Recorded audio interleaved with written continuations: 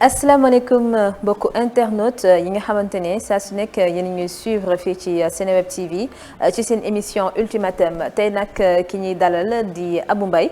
moom mooy jiite loolu ñuy woowee Rëccu Fal Macky Abou ñu ngi lay nuyu. maa ngi lay nuyu bu baax soxna Maria di nuyu internautes yi ñuy seetaan via Seneweb. Voilà Abou tey nag dañ la invité parce que déjà appellation bi moo ñu njëkk jaaxal. muy Rëccu Fal Macky est-ce que mën nga ñu expliquer yéen lan moo leen tax a jóg. waaw Rëccu Fal Macky donc dama ciy sawar di ñëw bu baax ndax li ko tax a jóg ku dégg tur bi rek xam ni ñii kat dafa am lu leen metti ndax aussi bu leen fàttaliku ne condition yi ñu falee Macky Sall wala situation bi Sénégal nekkoon mu nekkoon ci benn fi nga xam ni Abdoulaye Wade dafa bëggoon 3e mandat. donc mouvement 23 juin juddu ci nga dégg ci ay touche pas à ma constitution nga dégg ci ay non à la 3e candidature. yooyu noonu yëpp juddu ci condition yooyu noonu yëpp ñu ci benn waa ji nga xam ni kat dafa amoon benn programme ba pare war ñu yar war ñu sérieux ni ñu boo leen ma joxee réew mi dinaa ko yoree nii. li mu ci gën a metti muy le président Macky Sall moment boobu. xooloon nekkoon na ci gouvernement Wade te mën naa wax ni sax même bilan Wade moom il est comptable parce que vraiment amoon na ci ay responsabilités yu am solo nekk na ci premier ministre nekk na ci président de l'Assemblée nationale nekk ci ministre de l'intérieur et cetera et cetera. léegi kooku xam jafe-jafe askan bi ba daal di teg programme am ne askan wu Sénégal buñ ko dénkee bopp réew mi kat dina saafara jafe-jafe yooyu yëpp nit ñi wóolu ko ndax gis nañu kat. génnoon na ci gouvernement Abdoulaye Wade ñëw àndaat ak ñun ci xeex boobu muy M23 ñu toog këram à Mermoz mu ni su ma yoree réew mi 25 ministres laa koy yoree par loolu du am mais gis ngeen tey jii temps yi di xew ci réew mi waxoon ne yoonu yokkute ñëw ñuy dem ba si yàgg mu ñëw ne plan Sénégal émergent moo tax ñun ñu toog ne kat nañ ko xaar ba xam kii li mu digoon nag askan bi dina ko def wala defu ko bu ko deful nag. ñu jël suñuy responsabilité man moo tax man ma jël samay responsabilité man mi nga xam ne bokkoon naa ci ñi nga xam ni wóolu woon nañ ko moment boobu donc Rëccu Fal Macky boo ko bëggee comprendre muy loolu muy yaakaar gu tas bi ñu am ci le président de la République Macky Sall ndax nag jàppoon nañ ni Macky Sall bu nekkee chef d'état bu nekkee président de la République bu wuutu Abdoulaye Wade jàng ci moom mu judd après les indépendances jafe-jafe yi yëpp kat dinañ ko romb dootuñu ko dund ci Sénégal waaye gis nañ ni kat tey waalo tey la gën a aay yàqum xaalis bi tey la gën a aay ci jafe-jafe yi nii xale yee ngi nii amuñu xëy xoolal temps yi insécurité bi. d'accord dagguma la sax mais li ñuy remarqué fii nii ci Sénégal. mooy bu fi président toogee. foo jaar dafay am opposition wala mbokk ay association ay activistes yoo xamante ne dañuy faral di jug ngir ngàññal nga xamante ne moom la président bi doon def mais en échange du ñu gis solution. venant de leur part. yéen da ngeen di sànni xeer rek. da ngeen di xaste da ngeen di critiquer. mais du ñu dégg benn yoon ngeen ne kat ñun lii ak lii la ñu proposé comme solution. par rapport à problème yi am ci dëkk bi. waaw loolu li nga wax c'est important c'est important parce que man bokkuma ci homme politique yi nga xam ni dañuy attaquer pour attaquer parce que loolu dafa yomb man dama jàpp ni boo demee ba naan da ngay politique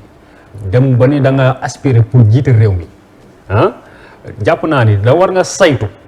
ki nga xam ni moom la yàlla dénk réew mi li ci ni mu yoree réew mi li ci baax ak li ci bon ba yow kat nga ne man de su doon man nii laa joxe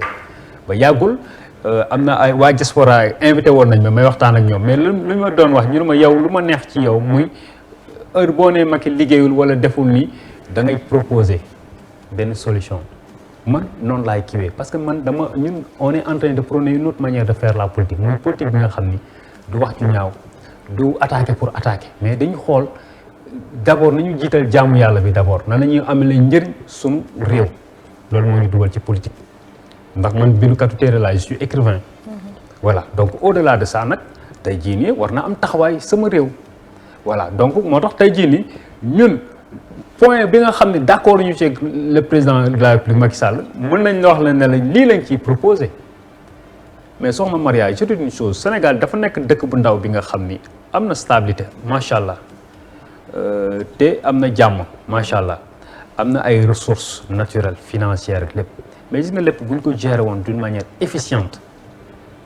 mën naa la wax ne chômeurs yi sax dañ leen di fay kon mais tey ñu la mooy ban problème lañu am Sénégal mais ñun on a toujours été nu ñu koy waxatee pris en otage par une classe politique bi nga xam ni motul sax 1%. ba nga xam ne alal bi nga xam ne waroon na egg ci askan bi waroon na egg ba Koumpentoum ba Fouta ba Casamance fu ne ci ñoom lay yem. nga gis ne régime bu toog dafay am benn bourgeoisie bu juddu benn bourgeoisie bi nga xam ni ci alalu askan bi la man awma problème ak homme d'affaires bi parce que moo créé affaire am di ñàkk boppam ba am entreprise am kooku awma moom ak problème mais xam nga kan laa am ak problème mooy ki nga xam ne alalu askan bi la jël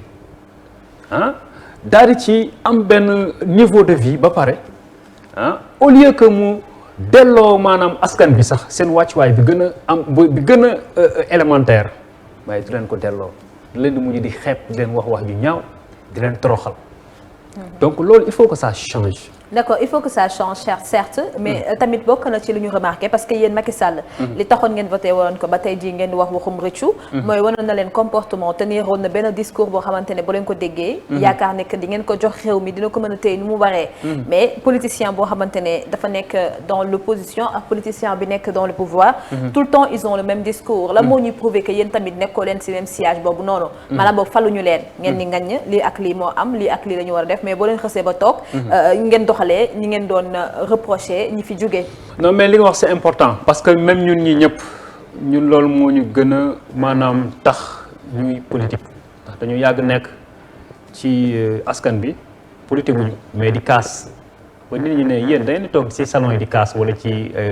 fu ñuy naanee ataaya di kaas mais yéen ñi ngeen foog ni am ngeen ay idée te ngeen dem politique changer mbir mi. loolu moo tax ñun tey jii nii dañoo jàpp ne moo tax sànq ma naan la problème de classe politique xam nga problème classe politique problème de génération la il faut qu'on se le dise man néew ma fi di attaquer beneen génération bi baaxul ak génération bi moo gën néew nii mais dafa am benn kii bi j'ai toujours eu à le dire gis nga muy opposition bi nekk fii laa la wax ak pouvoir bi sax ils ont les mêmes habitudes. maanaam. ils ont les mêmes principes ils ont les mêmes. nu ñu koy waxatee manière de penser. ci naka.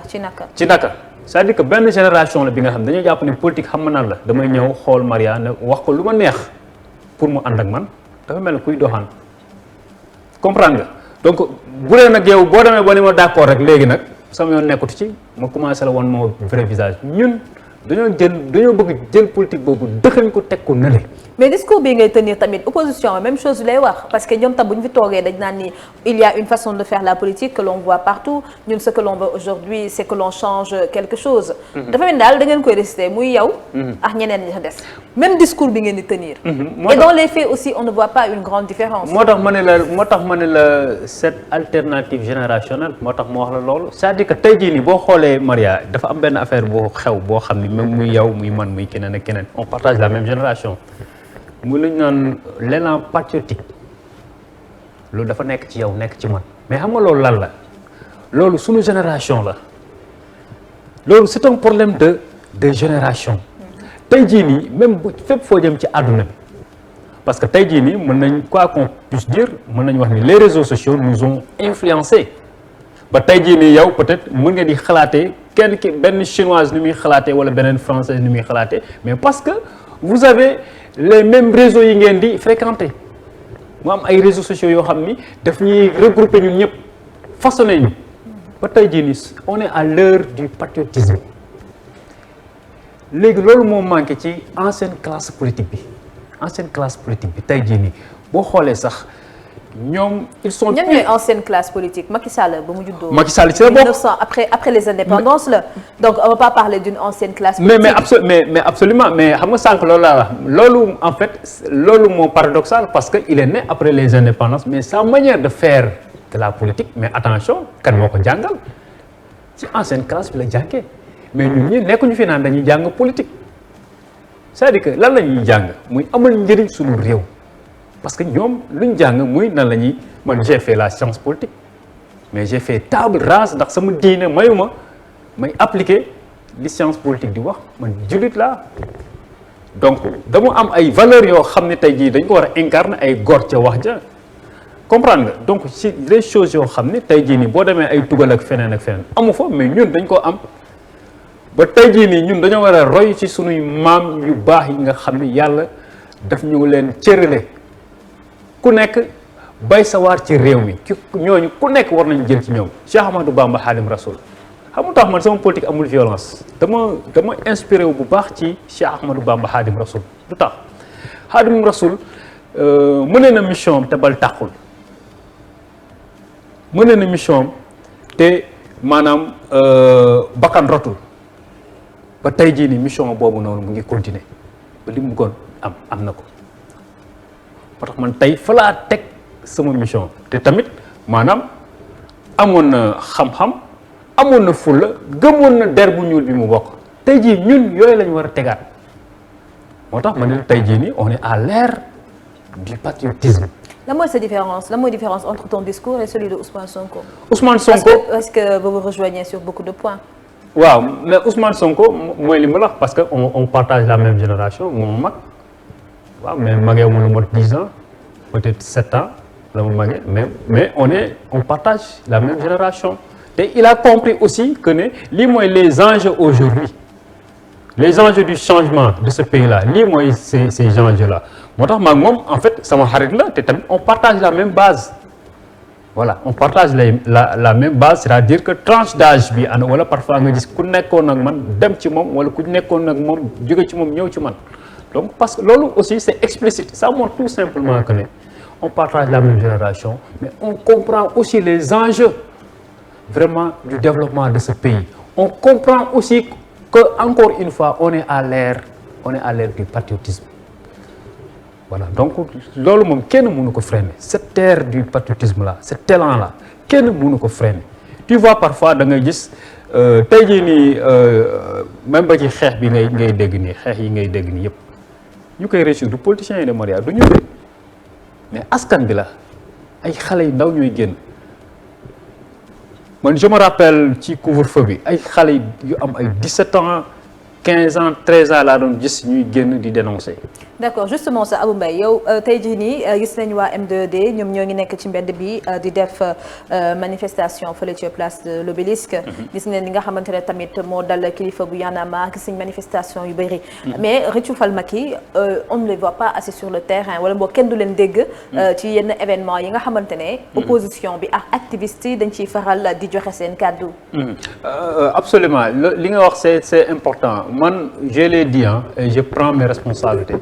Moi, je ne fais pas de la politique pour faire du bruit. C'est-à-dire que l'opposition, ce n'est pas une opposition intelligente. Madame. C'est-à-dire qu'il fait plus de bruit que d'agir avec intelligence. Ngour boo xeex ak moom da ngay xeex ak moom ak stratégie du bruit la ñuy xeexee du yooxu rek toog non. léegi Abou Mbaye yow da nga am stratégie boo xamante ne teg nga ko. mais stratégie c'est-à-dire que on est en train quand même de sensibiliser les gens ñu ngi waxtaan ak nit ñi ñu ngi dem ay débat ñu ngi animer ay conférences ñu ngi invité diaspora bi ñu ngi invité ñuy waxtaan ak ñoom di leen yee ci askan bi c'est ça qui est important mais discours yi ngay dégg nii yëpp dégg nañ ko combien de fois. mais il n'y a pas de différence entre le discours qu'ils tiennent et ton discours. non encore que ñoom sax ñoo ngi ci terrain bi mais est-ce que yow auto li gën a yomb maanaam boog dem ay débat clim bi di la ëpp nga dem ay conférence dagg billet d'avion. loolu defe naa mooy xeex bi nga xamante ne c'est beaucoup plus facile que d'aller sur le terrain sous le chaud soleil. mais Maria d'aller sur le terrain comment c'est-à-dire que marche wala seen discours yi c'est une chose. man lépp lu may def Bougane Gueye Dany daal di commencer démb Sénégal tampi topp tànku Macky. waaw dugg ci biir dëkk bi. mais damay dugg ci dëkk bi man bu ma jógee Casamance yàggul. ba mu jógee Casamance tournée yàggul. j'ai suspendu ma tournée te damay delluwaat ci dëkk bi c'est-à-dire que xam nga laay bañ Maria muy ma les discours populistes di jël micro bi taxaw fële place de l'Obélisque wax tëdd sama dem tëddaat sama kër. mën naa ko ñoom ni ñuy def nii mën naa ko de mais dafa dëgguwul du ma ko def ñaata yoon la ci ay nit jaar. moo tax ma ne la il faut que ñu changer manière bu ñuy defee politique du lii mooy politique dem ñëw parce que way xale yi ni ñu koy waxatee lan mooy problème bi tey jii ni problème emploi nga ñëw charger le régime sur l'employabilité des jeunes xale yi tàccu la gëmoo ko nga dem tëdd non man damay xool jafe-jafe yi nan laa ciy mën a jàppee damay xool man nan laay mën a amalee njëriñ sama askan d'abord c'est-à-dire que mariage c'est une chose te yéen askan bi da ngeen ko war a di ñu ko exiger. képp ku taxaw ne day laaj baatu askan bi nee leen ko lan la mës a defal askan bi. loolu laa naroon ñëw sax Abou Mbaye lan la réaliser exactement voilà yooyu c'est important. tey jii nii man je forme les femmes sur l'entrepreneuriat féminin chaque année je donne des bourses d'études comprendre nga damay def ay débat comprendre nga j'ai signé un partenariat avec des structures privées yoo xam ne dañu may jël les jeunes ñuy stage parfois ñu jël leen ñuy liggéey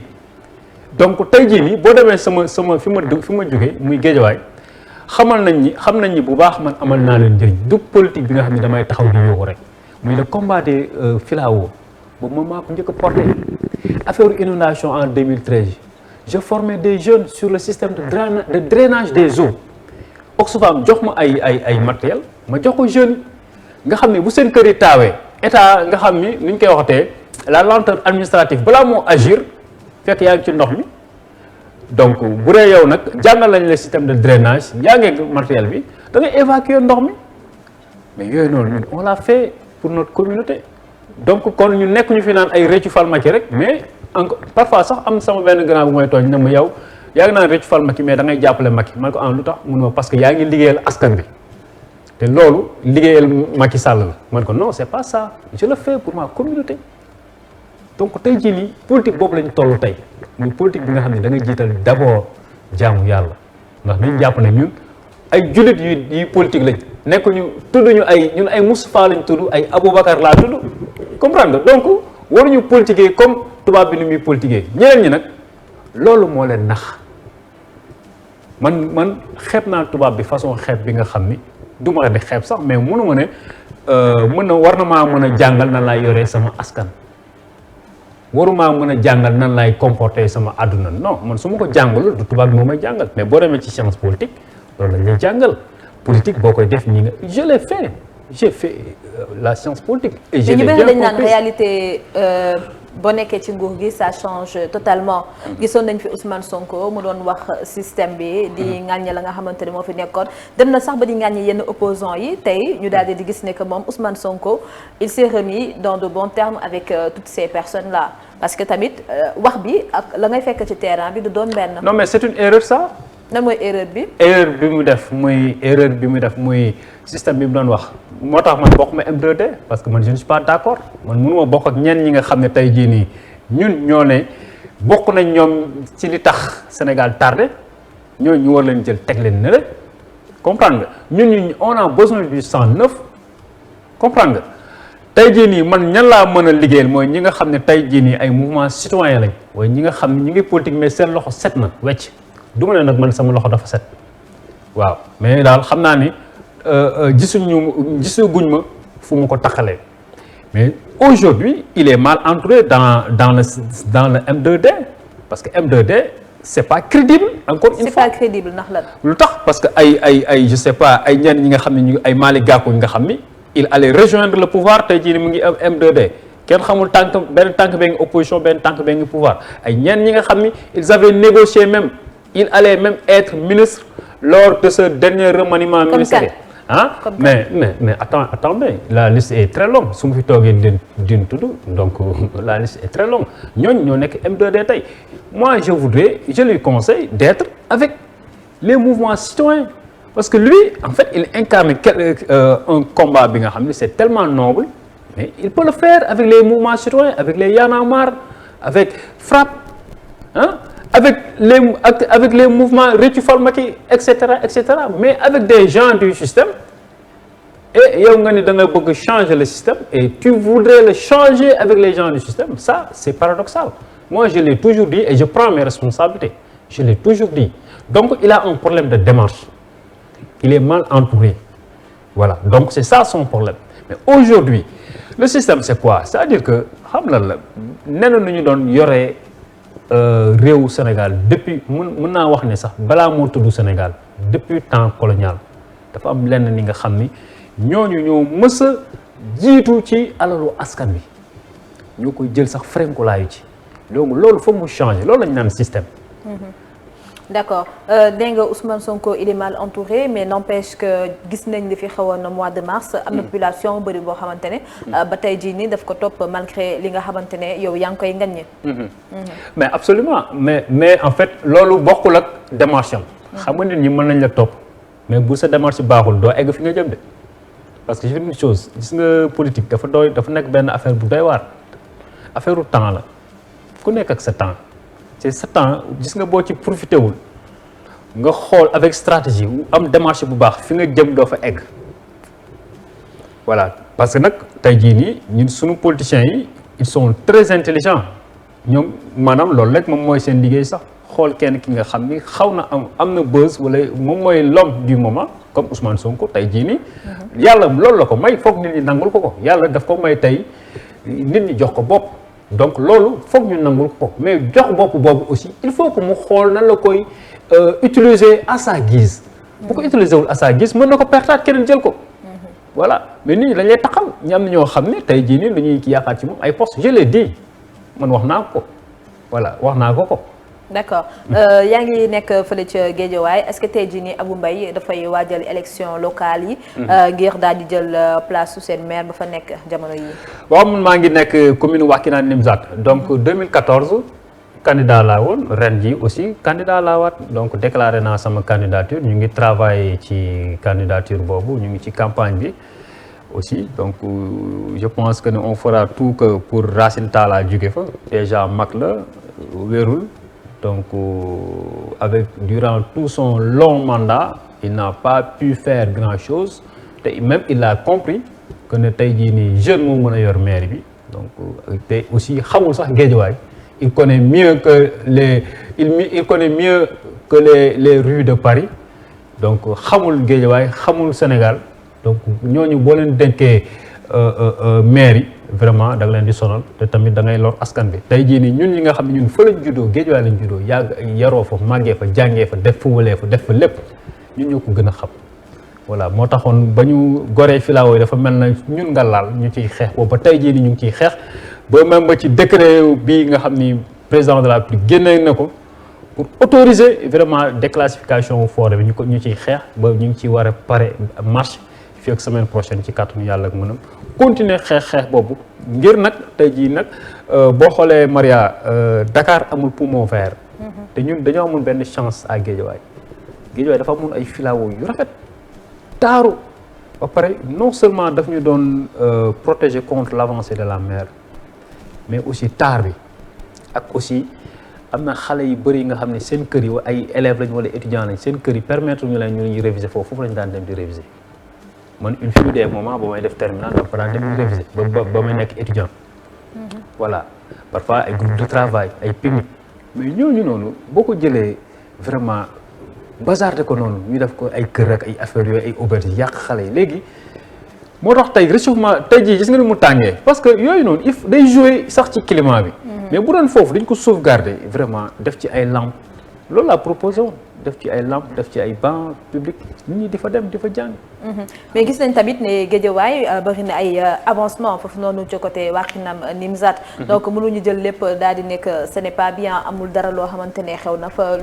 amul dara loo xamante ne positif na fa parce que yéen tamit boo leen bëggee jël benn mairie wala benn accéder benn fonction da ngeen di am tendance di décrier juste. waaw mais je dis une chose benn ki nga xam ni dañ ko dénk mairie mu dem balay woo naan la dimbale ma ñu yor dimbale ma ci sa xel ak sa xalaat ndax yaa ma gën a xam gox bi. waaw mais loolu lu baax la parce que ça veut dire que il est ouvert. non bëgg na dialoguer bëgg na liggéey ak yéen. non Maria du loolu dafa mel na ñu dénk benn mbir bu ma doon xëccoog yow loo xam ne yaa ma ko gën a xam ma dem ba jël ko xam ni kat lii kat Maria moo ko waroon jël. ma lay wone la Maria yow kat lii bu ñu la ko joxoon yow boo ko jëloon nan nga ko yoree jàppale ma ci loolu day wane vraiment samay limite loolu day wane samay limite c'est-à-dire que justement que ne peut-être nag lépp mënul bon man je ne suis pas un ministre voilà mais nag aussi koo xam ni mag la te tamit jamono daf ko raw kooku mënutul yor maire gis nga tey jii ni Maria c'est une chose gis nga mag am na mën nga toll benn âge mën nga nekk ministre parce que tu as des conseils trucs machin mais gis nga les municipalités là c'est très complexe loolu affaire gox-goxaat la il faut que mu nekk nit ki nga xam ni dafay jege askan bi xam adduna ba pare am wér yàlla na yàlla may wér ba pare nekk ndaw loolu dafa am solo yàggul maa ngi gis en France benn commune bi nga xam ni ki fa nekk maire il a 22 ans. J'ai vu ça. mais c'est important. mais est-ce que tey jii nii Abou Mbaye yaakaar na am na assez de force pour jël élection locale yi surtout que bokkul ci mouvance présidentielle bi. non buñ ko jaaralee ci yoon ma jël ko buñ ko jaaraloon ci yoon 2014 bii passé sax ma jël ko buñ ko jaaralee bii paa ci yoon ci kattanu yàlla ak mënum ma jël ko donc seen affaire yu ñàkk faar yooyu noonu ñu def nag du ma ko nangu ay Guédiawaye bu ñu gañee ñu jaaree ko ci lu leer mu wóor ma nañu gañe nañu ñu dem toog te buñ ñu gañewul ci lu leer non kenn du ko Guédiawaye di dañu dégg vraiment parce que nag askan bi ci boppam ñoo ko bëggutul bu doon mën de damay démissionné su ma demoon ba askan bi bëggatuñ ma yor lenn li nga xam ni maa ngi jiite askan bi bëggatuñ ma. loolu yow yaa ko wax mais waa Guédiawaye ñun xëy na ñoom. non la même vision que toi. non Maria demal foofu nga def benn kii reportage nga xool nga micro trottoir comme ni ngeen koy defee. Les gens vous disent que non on ne veut plus de lui même waa parti bëgguñu ko am na parti ñu ci bëri ñi nga xam ni il allait me soutenir ñoo xam ni nee nañ jàppale ma sax moo gën ñu ànd ak waa biir APR. biir APR je te dis une chose je t'assure. du ay waxantu ñu jàppale moom moo gën ñu jàppale ko mais ñooñu loolu tamit idée boobu ñu am aussi dama koy rafetlu bu baax ndax xam nañ ni au-delà de ay affaire ay rëccu falmak ak yooyu noonu j'ai toujours porté un combat citoyen boo xam ne ku nekk moo ci gis sa bopp. yàggul ba ma porté plainte yàggul ñu waroon dem justice waaye nag boo mu gisee ba ci waa parti ñi nga xam ni kat dañ koy bàyyi ñëw ànd ak man. lan ngeen jotoon moom porté la plainte nga si ñëwaat. non dafa ne dama ko diffamé ci cité municipale daf ma doon jéem a napp parce que reportage laa doon def ak Pape Alé Niang donc mu wax ko li xew Guédiawaye ak njort bi mu amoon ngir def foofu cité municipale ma ne ko tant que maa ngi dund cité municipale du am fii à Guédiawaye duñ jël suuf si nga xam ne ñoo ko moom ñoo ko bokk nga koy jël di ko taggal say ay yaama neex wala ay leneen ak leneen. mu ni loolu musuma ko wax de man j'avais les messages maak moom par WhatsApp yi nga xam ni il avait confirmé tout ça conseil municipal taxaw na conseil municipal ñu confirmé loolu mu bëgg bi génn ci loolu ne musu koo wax. voilà donc loolu moo indi coow loolu après. tey jii nii lan ngay tontu ñu wax ne que Abou Mbaye moom li tax mu créé tey rëccu fal Macky c'est parce que espéré woon na que ne ci biir gouvernement bi dinañ ko jël wala ñu copté ko biir APR jox ko yenn privilèges yi nii mais gannaaw ba loolu noonu amul ci la daal di mujjee mu si jëm boppam rëccu ndax la mu doon seet gisu ko. wala boog la mu doon yaakaar gisu ko. mais Maria gis nga ñii ngay gis nii les répondeurs automatiques ñu ci bëri ñii di topp Macky di ko défendre ak ñu ci bëri maanaam cër bi ma waa APR joxuñu leen ko pour tontu la rek benn kii le président de la République d'abord dafa nekk ki nga xam ni dama koy jox cër xam lu tax ndax maa jox cër ndax il m'a tendu la main plusieurs fois. wala nga ñëw ci gouvernement bi nga bañ. ma bañ plusieurs fois je te dis une chose moo tax foofu dama koy jox cër combat bi may porté ci littoral bi dalal na ma ñu toog waxtaan. mënuma yëguma woon bradage bi waaye dinaa la boole ak sama ministre chargé de l'environnement ngeen liggéey ci mbir mi bindaat ma correspondance datée du 12 juin 2019 donc ñun amuñu ay problème mu ay poste ak yooyu Maria ñun ñu ngi sant yàlla bu baax a baax amuñu benn responsabilité ci réew mi waaye nag ñu ngi sant yàlla bu baax a baax ñi am responsabilité de ëpp ñu njëriñ ci réew mi te li ñuy defal nit ñi je pense que ne ñoom defaluñu ko nit ñi te ñoom la yàlla jox ay responsabilité mais ñun ñoo ne rëccu fal Macky ba nit ñi topp ñu ci te ñun ay góor lañ du ñu demande di tey la nit ñi nga xam ne tey jii nii ñu ngi porté combat bi di ci dox di ci wax ñu jékki-jékki tey la leen foofu dem ànd ak Macky Sall loolu duñ ko def waaw loolu c'est un combat de élection locale yi ñoom bu ñu la woowoon tey jii nii pour nga rejoindre APR ñu sampal sa ndey yow. da ngay bañ. non mais Maria man je ne suis pas je suis un leader national tey voire international tey sax laay wax donc du kon ay affaire mairie moom kii dama bëgg jàppale sama askan rek mais nekkul sama kii nu ñu koy waxatee c'est pas une fin en moi la mairie la voilà li ma doon wax sama mbokku Ahmed Aïdara ñu waxtaan mu naan ma Abou man ko waaw mu ne ma. élection yi de bu la ko yàlla mu ne ma maire yi bu la ko yàlla joxul ëllëg mu ne ma ca lundi ga demal xëy nga fàtte ko nga dem liggéey waat ndaw nga mais il a raison c'est-à-dire que nekkul leneen li nga xam ni court que court dañ ko war a am mais nag ay jaamu yàlla lañ lu ñu war a def wuy sabablu wala yéene bu ñu am ak sunu askan dañ koy jóg wax ci dox ko teg lépp nag ci yoon du ñu sosal nit du ñu def li nga xam ne day gaañ nit wala yàlla bëgg ko bu ñu ko yàlla dénkee ñu yor ko ci ni ko yàlla bëggee bu ñu ko yàlla dénkul ñu sant ko ñaanaat ko kattan continuer waat ba boobu ñu koy jox. incha allah ñu daal di waxtaan tuuti ci actualité bi gis nañ arrestation kilifa bi tey lan mooy sa xalaat ci li nga xamante ne moo xew fële ci Kaolack. waaw Kaolack c'est-à-dire que xam nga depuis un certain moment on a un problème au Sénégal muy les droits humains diñ leen di gën a naxasal ci Sénégal même boo xoolee même yéen journalistes yi parfois ñu leen di xokkatal ak yooyu marche tey jii booy xool lenn la li nga xam ne formalité rek la waroon nekk muy képp kuy marche dañoo war a ñëw rek boole la ak ay takk der ñu daal di lay gunge mais tey boo xoolee marche sax problème la pour ñu autoriser la ko problème la donc man jàppoon naa ni ñoom kilifa vraiment seen marche boobu ak yi fa xew noonu police am na ci responsabilité ndax police tey jii nii lu mu bëggul mu am du am. Ils sont bien outillés am nañ ay services secrets am nañ lépp comprendre nga donc loolu bu fa amee rek ñoom am nañ ci kii te tamit naan tamit en même temps aussi naan activistes yi aussi nañu xoolaat seen i discours man je suis d'accord je ne suis pas d'accord avec Macky Sall te mën naa wax ne maa gën a radical ku ne rëccu fal Macky amul ko gën a radical mais tamit lépp nañ ko teg ci yoon. da nga gis ne que kilifa dafa xaw a déraper fële ca kaw la. non waxuma ne dafa déraper mais pour les autres parfois ma dégg ñu wax boo xam ne man mii kat nekkuma ak Macky sax waaye tamit damay jàpp ne Sénégal bu ñu demee xool émotion nañ di xool lu ñu bokk. man parfois sax ñu ne ma tóob la wala ñii la parce que man nii laa mës a kiiwee man mënoon naa am mag bokk ak moom ndey ak baay bu tooñee damay taxaw ne kat dafa tooñ. mais comprendre danaan mais kii moom magam bi est-ce que amuñu problème mais c'est pas ça j'ai toujours été comme ça donc tey jii nii même dëgg boo koy xeex da nga koy xeex ci yoon. ak sa kàddu bi ngay véhiculer sax dafa war a tegu ci dëgg. war naa xeex ak Macky Sall te du ma ko saaga war naa xeex ak moom te du ma ko toroxal du ma ko manquer de respect nag attention nag kilifa la yàlla moo ko def njiit te j'ai toujours eu à le rappeler ne yàlla ba muy yónni Seydina Moussa ci Firawna mais balaa moo dem daf ko dànkaafu ne ko nag maytul boo demee na nga ko warmal. xoolal Firawna ni mu mel ci ñun ñi kuñ ci wax Firawna nga mer ndax yéefar bu mag la ndox yàlla ne nañ ko warmal. donc daal da nga gis ne que activistes yi dañu war a gën a. je suis pas d'accord respecter Macky Sall. je suis pas d'accord. mais bu fekkee ne sax yenn saay ñu nekk parti au pouvoir ñoom ñooy tenir yenn discours yoo xamante ne ñoom dañuy tontu juste. voilà même côté boobu c'est-à-dire que ñun ñi nga xam ne ñun dañoo jóg pour defar ñun war nañ am benn discours bu baax discours bu dal bu am yar ak teggin je ne suis pas d'accord ñii di saaga ci réseaux sociaux yi. comme ni ñuy jiñ waa Pastef daal.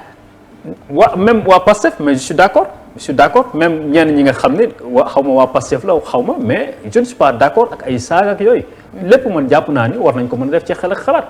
comme maa ngi yow ni ñu toogee nii di waxtaan boo d'accord da nga naan je ne suis pas d'accord comprendre nga du ma la forcer samay idée dañuy waxtaan lépp ba tegu ba maanaam bokk fu ñuy daje lu ñu naan convergence. mais je ne suis pas d'accord man faral ma Macky rek. ne kàddu bu ñaaw doomi raam la wala lii la astaghfirullah loolu du ma ko je ne veux pas le faire te bëgguma ñuy pousser les jeunes à le faire lépp nañ ko def ci élégance élégance boobu noonu sax laay ñëw te wax nga ko sànq ci sa kàddu nee nga da nga jege kii di Ousmane Sonko je m'excuse mais on voit que dafay bëri lu ñuy reprocher ay partisans am ay insultes surtout au niveau des réseaux sociaux. Est-ce que gisoo ne loolu bokk na wala boog war na koo mën a yàqal par rapport ak présidentielle bii di war a ñëw 2024 wala boog élection locale yi nga xam ne ñoo gën a jege. waaw loolu laa wax man la personne yooyu man mënuma leen identifier ne est-ce que waa Pastef la wala du ñoom. mais man je ne suis pas d'accord ci défini boobu ñuy définir politique ndax tey jii nii même. man peut-être je faisais erreur naan Macky Sall mais je dois dire le président de la République Macky Sall pour maanaam nangu ndogalu borom bi d'abord léegi nag ma xeex ko ci ay idées fu ñu dugg ci programme mën naa la wax ay faayam jox la proposition mën naa la ne la terre bi baaxul ne la bu ñu ressuscité woon chemin de fer bu Sénégal muy la société chemin de fer bu Sénégal yokku raay yi mu dem ba Matam jóge Matam dem Bakel ni ñu ko waxatee jël liaison Dakar Bamako kii ubbi kiiwaat ko indiwaat ko ak Thiès Bamako ñu indiwaat ko mais yooyu noonu c'est de bonnes choses ci yooyu noonu lañ war a yar xar yi man samay ndaw ku leen xam ne dañuy dem ci plateau yi mais toujours dama leen wax bu leen saaga mais armez-vous de science seen bopp na fees dell di leen liir di leen jege askan bi aussi oyof leen tamit parce que ñun ñi nga xam ni kat dañoo jóg bëgg changer réew mi noonu la ñu war a doxee dañu war a oyof voilà donc suñu ki nga xam ni moom mooy suñu référence di Muhammad sallallahu alayhi wa sallam chef d'état la woon waaye amul ku ko gënoon oyof kooku bu ko neexoon fëgg dënn kooku rek ci àdduna moo waroon fëgg dënn te fëggul dënnam kon fii ku fi fëgg sa dënn du safe ba tey ñu des si wàllum actualité wax nga sànq ne que lii di àq ak yelleefu doomu aadama yi fii si Sénégal dañ ko salfaañee si lu bëri. ñu gis la nga xamante ne moo xew fële ci commissariat central muy présumé suicide Abou Faye ñi naan xaru na ñi naan xaruwul. te dafa doon ay affaires yoo xamante ne ñu ngi koy faral di gis fii nii ci suñuy réew lan moo ci sa xalaat. waaw mais loolu c'est très grave parce que man ni ñu xamee sécurité bi am police bu ñu lay garde à vue rek. dañuy tekki sa ceinture. tekki sa dàll ak lépp li nga xam ne mën nga ci xam tax ñuy tekki sa ceinture parce que nga bañ a xaru. pour nga bañ a xaru effectivement. comprendre nga say laas ak say lépp mais bu ñu demee ba ne kooku vraiment dafa xaru. ak njàmpe vraiment loolu cas insolite te parfois dama naan est-ce que respecté nañ Sénégalais est-ce que aussi respecté nañ ñii di leen déglu. te aussi surtout ki nga xam ne dañoo gis ci yaramam ay gaañu ñu ni dafa xaru te tamit li ñuy wax rek. ku ndoobin rey sa maam boo gisee lu ñuul daw bu ñu xalaatee cas yi nga xam ne ñoo ko jiitu ci bëri yoo xam ne ay cas de torture la ba ay nit ñàkk ci seen bakkan bii nii kat sunu xel day teey vraiment sunu xel day teey mais lu ñu ñaanal rek waa police aussi wax leen encore une fois institution la ñu incarné mais c'est des citoyens am aussi duñu ay robots le système a voulu faire les forces de l'ordre ay robots ba tey jii bu ñu lay gisee sax boo leen di laaj sax ñu insolent ak yooyu ay nit lañ ay nit kese lañ dañuy feebar te ci askan mi lañ jógee te le plus souvent police fa ñuy jógee ci vraiment bas peuple bi la ñuy jógee duñ jógee ci bourgeoisie bi te chaque fois ñoom ils protègent la bourgeoisie il faut que ça cesse il faut que ñu gën a taxaw askan bi te police aussi dañ leen fay pour ñu aar ñu ñun fay ñu leen pour ñu ñuy gaañ wala ñuy toroxal il faut qu'il soit plus disponible à notre égard ñu jox ñu cër tamit parce que ñun suñu xaalis lañ leen di fay yoon tamit aussi na def wàllam parce que boo xoolee police ñi ci am pouvoir bëriwul lu tax ñenn ñi di am pouvoir bay dóor bañ naan bay torté rek yooyu noonu dañ naan la les officiers de police ñoom ñoo am pouvoir te ñooñu mënuñu def benn dogal te laaju ñu procureur mais tey jii nii en Afrique lu tax mu am benn genre abus de pouvoir de la police te pourtant police constitution mooy ko pouvoir noonu police lu tax muy ñëw téye la yóbbu la garde à vue boobu da lay protéger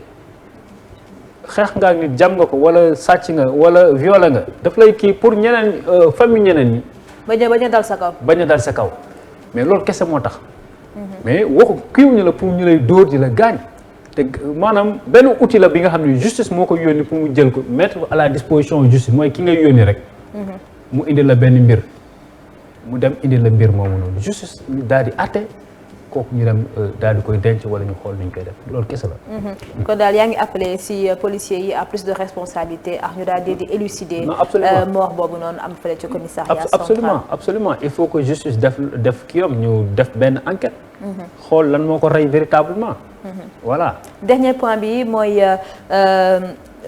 affaire Sonko Adji Sarr gannaaw ba yéen bokk ngeen ci ñi fal Macky Sall ba jege ko loolu. ba tey jii nii ngeen indi rëccu fal Macky Sall est-ce que yaakaar ngeen ne wax na mën a def complot bu toll noonu ngir mën a faagaadal benn adversaire politique. waaw mais absolument Maria je te dis une chose Kaaw Karim Wade jaar na fi. waaw mais du même chose ce n'était pas une histoire de mœurs. non absolument c'est-à-dire que ku nekk ak Macky piège bu mu lay tegale c'est-à-dire que ku nekk ak fu Macky jaar ak yow ñii da lay di duute mbaay ñii mu galgal leen xam nga ñii mu pes leen mais c'est-à-dire que lan moo ciy gën a am solo muy maanaam l'objectif c'est d'écarter un potentiel adversaire Karim Wade je suis d'accord c'était une demande sociale que ñu jàpp Karim Wade mais dafa mujj wéet ci traque des biens mal acquis bi ñaata personnes lañu woon 25 personnes. Karim Wade rek lañ ci soppi léegi loolu la leen dural acharnement la. ñu jóge ci Karim Wade dem ci Khalifa Sall maire yëpp la lañ mujj wax ni Khalifa Sall utiliser caisse d'avance noonu la ñu utiliser caisse d'avance et pourtant au même moment am na ñoo xam ni jël nañ ay xool ñi duwaloon Prodac ñaata milliards la kaw Aliou Sall ñaata milliards la ex egg na fenn mais Khalifa Sall dañ ko mujj ñu ko soppi ci ñooñu ne ko coppet daal di dem tëj Ousmane Sonko aussi c'est la même chose. waaw mais ñoom demuñu woon suite boo tey tamit kenn jàpp leen ci affaire de viol. non mais. soxna Maria tamit est-ce que prêté wul le flanc. non Maria c'est-à-dire que ñun ñëpp ku nekk am na sa vie privée. c'est-à-dire que gis nga politique affaire gentleman la ñun ñëpp am nañ suñu vie privée ku ñu naroon topp ku nekk politicien bu nekk nga nar ko topp kon dina bëri cas de viol de. waaw li nga wax ni garaaw na de. bu politicien bu ne dañ ko doon topp. non mais absolument mais lu tax léegi ñu single kenn rek. mu tax mais kenn demul mais une chose aussi Maria plainte contre kenn ne ko ni tu m'as violé. waaw mais Maria soxna Maria aussi j'ai une chose aussi xam nga sunu sunu service secret yi aussi dañ leen di fay. mais dañu war a jël di orienter seen liggéey wala di concentré wu ci sécurité wu Sénégal mais mënuñu di topp opposants yi rek di leen di déglu di xool fu ñuy dem ak fu ñuy demul loolu lu ñàkk fayda la. kon da nga jàpp ne Sonko était surveillé pendant tout ce temps. non mais absolument mais nous tous man maa ci gën a ñàkk fayda mais sama moindre mouvement dañ may surveiller sama moindre appel dañ may déglu mais xool affaire yu ñàkk fayda yooyu du ñu bàyyi ñu dund suñu dund comprendre nga c'est ku nekk nag am nga maanaam ni ngay dundee ñii ñaari soxna lañ am kii soxna la am kii mu amul soxna mais li gën a am solo muy réew mi li ñu boole. muy réew mi ku nekk xalaat bi nga ci am taxawaay bi nga ci am ñu bàyyi après askan bi jugé mais bu ñu xoolee nañu xool soxna Maria fan lay kii ak ban salon lay jaar ak ñëw ak naa foofu vraiment on perd notre temps ak notre énergie ci ay futilité te temps boobu bu ñu ko jëloon concentré ko ci li avancé dëkk bi xoolal temps yi nii ñaata nit la ñuy faat ci askan bi ba ci gan ñi nga xam ne sax dañoo ñëw fekk si ñu yàggul congolaise boobu gaañu. man loolu daf maa metti ba léegi daf maa metti comprendre nga demal suñu côté boobu Nord Foire à 20h xale yi yor ay scooter ñoo lay agressé jël sa téléphone. mais yooyu noonu la ñu war a taxaw que jël les moyens concentré ko ci Macky Sall ak ci opposants yi. mais pourtant gendarmerie ak police ñoo ngi def liggéey gu am solo loolu jëmale ko ci sécurité bi nga xamante ne ñu ngi ko war a sàmm fii nii ci Sénégal. gis nañ récemment opération bi nga xamante ne gendarmerie moom la def. waaw mais doyul c'est-à-dire que doyul parce que boo xoolee gendarmerie ak police lim bi gën a am solo dañ ko jël taf ko présidence de la République parce que Macky Sall il est hyper sécurisé. moom c'est le président aussi. non mais c'est le président mais aussi benn. kii bi da ngay mel ne sax gëmoo yàlla ndax nag du ma aar sama bopp man du ma nekk ci kër man may bàyyi kër gi jël mooy yëpp taf ko ci man ba samay njaboot di faatu loolu xel nangu ko na ko équilibré sax mais c'est devenu extravagant donc loolu ça dérange xoolal ma ki buy déplacé wu xoolal waxuma la kii mais ay les petits palais là ay këram gi wala kër Marème Faye Sall bi nekk fii CPI foofu comme palais mais ñooñu noonu bu ñu leen jëloon tas leen ci askan bi peut-être benn agression bu am fee wala bu ne am droit du am mais te pourtant fee ne am na sécurité mais dañ fay toog di naan ataaya rek il faut que ñu génnee les hommes de tenue ci caserne yi tas leen ci askan bi mais mënuñu leen jël concentré leen Dakar wala à la présidence wala yenn kër auto mais dañ leen war a tas ci askan bi parce que tey jii nii am na kër yi nga xam ne wala soxna yoo xam ne bu ñu guddee sax il préfère fanaan fi ñu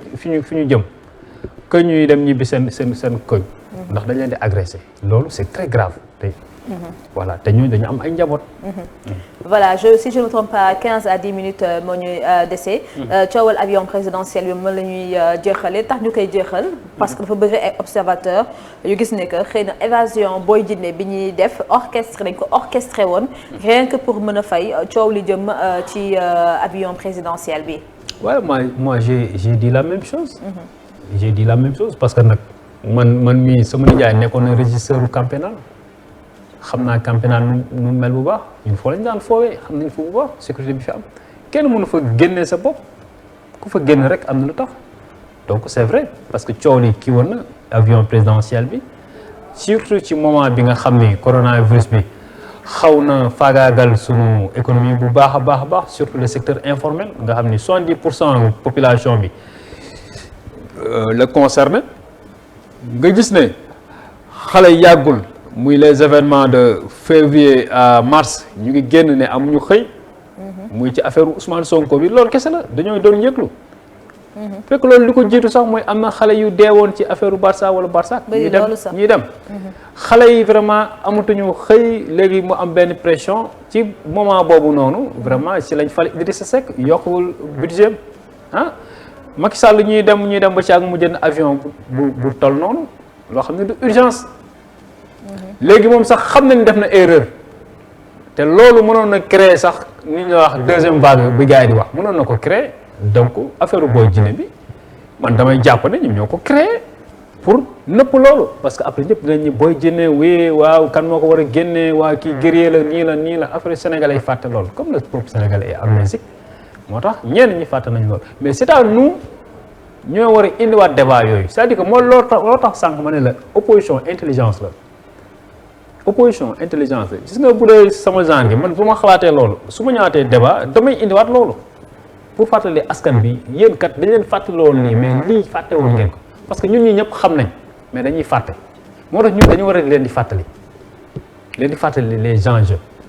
tey jii nii boo xoolee cette opposition n'est pas intelligente il faut se le dire ah. yéen opposition bi ngay wax intelligente. non elle n'est c'est pas pas pour se défendre. non opposition bi mënuñu fa am ay kàngam ñu mel ni ñoom Thierno Bocoum. non Abdoul Mbaye ak ñeneen ak Thierno Bocoum ba pare ñëw tey jii nii que l'opposition elle n'est pas intelligente. non c'est-à-dire opposition boobu noonu moo jàkkaarloo Macky Sall boobu ba léegi di. waaw mais te ñoom sax la ñu gën a dégg ak Abou Mbaye. waaw mais attention temps yi nag man lañ gën a dégg ñoom de attention te man du ma calcul. loolu yow yaa ko wax. waaw temps yi man lañ gën a dégg nag waaw man lañ gën a dégg ko ñoom voilà te macha allah loolu day gën a jëm ca kanam. ñoom sax xam nañ. loolu daal yow yaa ko wax c'est-à-dire que benn manière la. mais est-ce que tey jii nii yow mën nga laaj dara mairie parce que peut-être boo jógee ci mairie présidentielle nga jëm. waaw nga daal di nekk ci biir opposition ba pare daal di bañ a jox cër opposition. non jox naa leen cër mais c'est-à-dire que Maria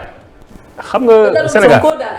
voilà mais Maria c'est-à-dire que naa la benn affaire gis nga xam nga Sénégal foofu la ñuy xawee réeré mbir gis nga comme maa ngi taxaw di wax Macky Sall ay dëgg noonu laa waree wax tamit dëgg ñi man bokkal di liggéey ak ñoom ci opposition bi. est-ce que comprendre nit noonu la war a doxalee mais tey jii nii boo attaqué opposition bi sax tem ñenn ñi ne toog nga fekk du noonu. gis nga dëgg foo ko gis rek koy jiñ nag. voilà gis nga dëgg foo ko gis rek war nga ko wax te ñu mënuñoo dëkk. gis nga boo déggee boo gisee nit Maria muy opposé wu di wax Macky Sall lu ko neex te amul beneen jàngat bu mu am ci opposition bi kooku il n'est pas sincère mais celui qui est sincère dina ni je ne suis pas d'accord avec cette démarche je ne suis pas du ma bokk fii wala nii ak nii ba mu bokkee ñoo lànk ba ñuy jóg di seeti Ablaye Wade damaa bañ dama ne leen nañu continuer xeex bi comme des mouvements citoyens sans l'appel d'aucun politique ñu jógaat di seetiwaat Sonko damaa bañ ñu bëri mere woon nañ ma foofu comprendre nga Sonko ba ñu Ousmane ba ñu bokkee jot na mu jékki-jékki génn d'une manière élégante man rek maa ko attaqué te tey jii nii xam na ni man je suis sincère il le connaît très bien moom tamit ku sincère la ay ndawam mën kese lañ reconnaître ci opposition bi. loolu yow yaa ko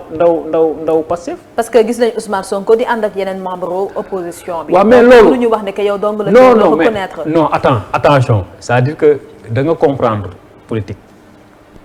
dafa am yenn yi nga xam ne si nga maanaam du ki nga bokk théâtre rek kooku sa xarit la yow tamit. ki nga bokk théâtre yéen ñaar ñii rek ñu filmer leen nit ñi seetaan leen. da nga jàpp ne Sonko ak opposition bi li ñuy def nii film la daal. non dama wax rek dama la jox exemple rek. dama jox exemple yow say xarit àndoon ak ñoom ci théâtre. waaw mais je veux dire donc tu veux dire que xëy na Ousmane Sonko ànd gi muy ànd ak certains membres de l'opposition du ànd bu sincère. yaa ko wax. déedéet man kay damaa xaw a interpréter. non man daal wax naa la nee naa la. du ñi ngay àndal di théâtre ñooy say véritable xarit te ñoo sincère sénégalais nag tey kenn mun leen nax waaw te ñu tey jii nii jàpp nañ ni ñu bëggee Sénégal xam nañ ni rek Ousmane Sonko moom vraiment jàmbaar la waaye ñun de ni ñu bëggee Sénégal yi gisuñu ku ñu ko gën a bëgg Sénégal noonu tey jii ni candidat lañ 2022 bii nii ci élection kii locale yi 2024 aussi présidentielle yi candidat lañ Inch'Allah candidat de la jeunesse sénégalaise parce que Inch'Allah il le faut ci ñëpp kàttanu yàlla ñëpp dañ naan candidat de la jeunesse sénégalaise lañu bu ñu newul candidat de la jeunesse ne candidat du peuple tant que nous sommes dans l'opposition daal nous sommes dans le peuple bu ñëwee ba le pouvoir nag nous sommes au pouvoir non Maria li ma la wax nii yëpp taxu ko téere su ma yàlla demoon ba dénk ma réew mi du ma ci changer yotaa Inch'Allah ci kàttanu yàlla ak mën ndax nag mooy sànq li ma la wax rek ay jullit yi politique lañ pouvoir googu noonu amul ay réalité du pouvoir loolu ay naxaate la réalité du pouvoir amul Maria bi jógee fii dem këram même Maria la boppam les principes ak gëm-gëmam lu muy bañ fii lay bañ këram amul Maria wu Sénégal ak Maria këram non mënoo ma bañal fii benn affaire ñu dem fële nga nangul ma ko. d'accord loolu si politicien lañ koy faral gën a faral di gis. voilà mu ngi noonu warul am mais dama lay bàyyi nga tàggatoo puisque émission bi jeex na xëy na 2022 soriwul 2024 itamit soriwul. d'ici là dinañ xam nan la mbir yi di continuer. waaw bàyyi nga joxe sa kàddu bu mujj. waaw di la jaajëfal bu baax ci vraiment invitation bi ak ci waxtaan bi. pertinence su idée yi ndax nag dama koy faral di wax naan débat daal bu riche rek ci question yi la. voilà donc bu question yi riche rek. donc je pense que ne débat bi du tellu benn niveau mais tey jii sentir naa que ne waxtaan naa ak cœur ouvert comme ni ñu koy waxee te li ma bëggoon gën a waxtaan ak askanu Sénégal alhamdulilah ci kàttanu yàlla donc waxtaan naa ko ak ñoom te loolu di la ko santé voilà di sant waa Seneweb aussi di leen féliciter aussi voilà yéen a ngi góorgóorlu. merci beaucoup voilà vraiment vous faites votre temps aussi macha allah ci kàttanu yàlla na ko yàlla gën a yokk. amiin macha allah plateau yi rafet na. amiin merci beaucoup Abou Mbaye nga xamante ne moom moo fi nekkaloon mouvement boobu noonu di Rëccu Fal Macky nga xamante ne moom moo koy diriger moom lañ invité woon tey ci seen émission Ultimatum di remercier techniciens yu ñu àndaloon ak internautes yu ñu doon suivre di leen jox dig daje lundi incha allah ak beneen numéro merci de nous avoir suivis sur Seneweb TV.